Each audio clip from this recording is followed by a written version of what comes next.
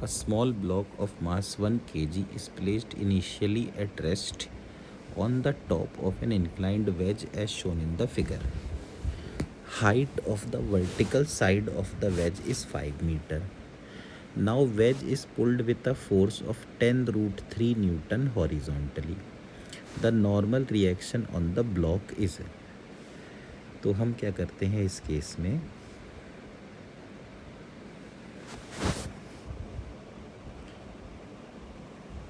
ये inclined plane है, इसका एंगल 30 डिग्री है और इसके ऊपर ये ब्लॉक है.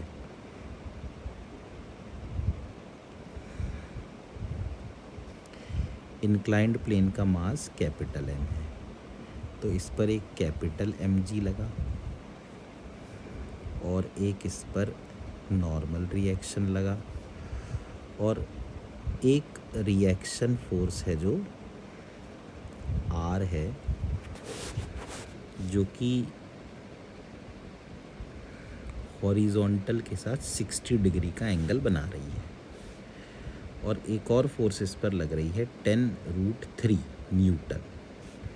तो इसका एक्सेलरेशन इंक्लाइंड प्लेन का कुछ राइट साइड में होगा. R का एक कंपोनेंट हो जाएगा R cos 60, एक और कंपोनेंट हो जाएगा R sin 60.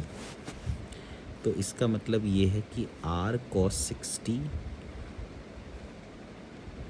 Plus 10 root 3 should be equal to capital M into A, यानी R/2 plus 10 root 3 is equal to 1A. तो ये एक वैल्यू आ गई. अब हम बनाते हैं इंक्लाइंड प्लेन का डायग्राम, नहीं, ब्लॉक का FBD. ये है ब्लॉक और एक पर्सन जो इस इंक्लाइंड प्लेन पर खड़ा है वो इस ब्लॉक को देख रहा है. तो उसको एक तो ये R दिखेगा. अच्छा, इंक्लाइंड प्लेन का एक्सेलरेशन इधर था, तो ये एक तो mg लगेगा और इसके अलावा एक ma भी लगेगा. तो यहाँ हम देख सकते हैं कि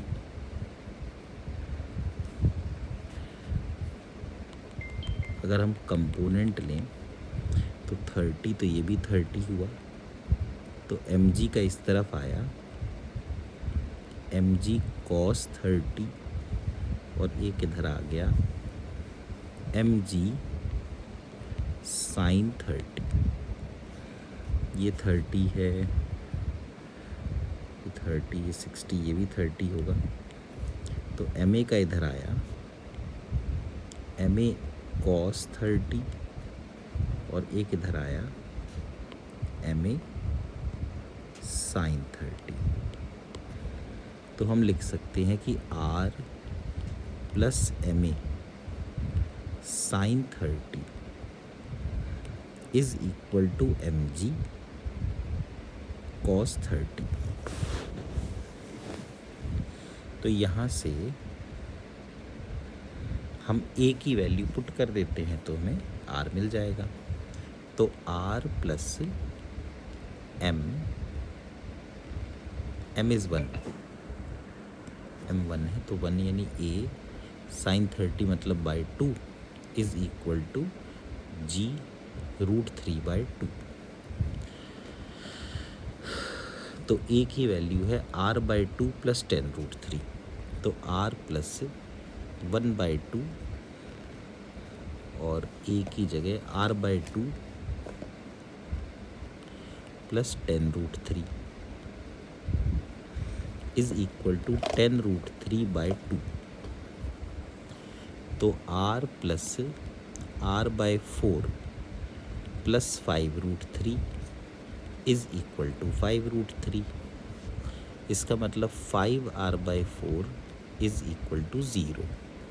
तो R की वैल्यू आ गई 0.